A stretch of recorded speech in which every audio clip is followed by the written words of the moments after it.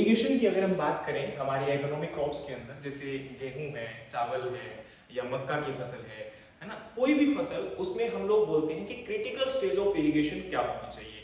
कई बार बच्चे बोलते हैं सर इसको कैसे याद रखें, तो इसको याद रखने के लिए आपको रट्टा मारने की जरूरत नहीं है। देखो, हमारा सीड जो किसी भी सीरियल क्रॉप के अंदर जब जर्मिनेट करता है तो उससे लेके उसके अंदर हार्वेस्टिंग तक अलग अलग ग्रोथ स्टेजेस हमें देखने को मिलती है।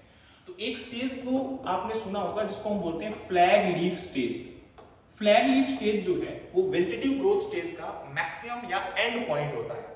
उसके बाद उसमें वेजिटेटिव ग्रोथ कंप्लीट हो जाती है और वहां से रिप्रोडक्टिव ग्रोथ स्टार्ट हो जाती है। और आपने ये सुना होगा कि मैक्सिमम कंट्रीब्यूशन फोटोसिंथेसिस में फ्लैग लीफ करता है, लगभग 48 से 50%। तो अब यहाँ आप लोगों को ये समझना बहुत जरूरी है कि लगभग 50% फोटोसिंथेसिस जो फ्लैग लीफ करेगा, तो इसका मतलब इसके बाद में ही कोई क्रिटिकल स्टेज आएगी। तो इसलिए हमेशा इसके बाद बूटिंग या फ्लावरिंग स्टेज होती है और ज्यादातर क्रॉप्स के अंदर फ्लावरिंग स्टेज आपकी क्रिटिकल स्टेज मानी जाती है। जैसे धान के अंदर पेनिकल स्टेज है, आपके मक्का के अंदर टेसलिंग जो कि उसका मेल फ्लावर होता है, टेसलिंग स्टेज इंपॉर्टेंट है। उसी प्रकार से आपके ग्राउंडनट के अंदर पैगिंग स्टेज इंपॉर्टेंट है।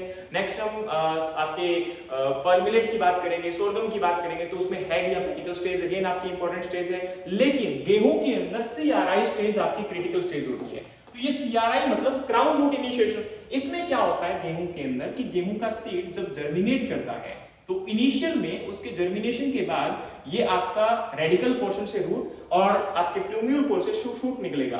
तो यहाँ पर जो रेडिकल पोर्शन से रूट निकलती है वो 21 डेज के बाद आपकी रिड्यूस हो जाती है। और यहाँ पर जो बेसल पोर्शन होता है, क्राउन पोर्शन होता है, इससे रूट इमर्ज आउट होती है। अब ये रूट जितना बेहतर होंगे, जितनी ज्यादा बेटर रूट डेवलपमेंट हो पाएगा, उतने ही नंबर ऑफ टीलर्स ज्यादा होंगे, उतनी ही यील्ड ज्यादा होगी। तो इसलिए इन रूट का डेवलप होना बहुत जरूरी है और इन रूट डेवलपमेंट के लिए आपका पानी इसको अवेलेबल होना जरूरी है, क्योंकि इस टाइम पर ये वाटर एब्जॉर्ब नहीं कर पाएगी। तो इसलिए यहाँ पर आप लोगों को ये समझना जरूरी है कि क्रिटिकल स्टेज इसकी क्या होती है, सीआरआई।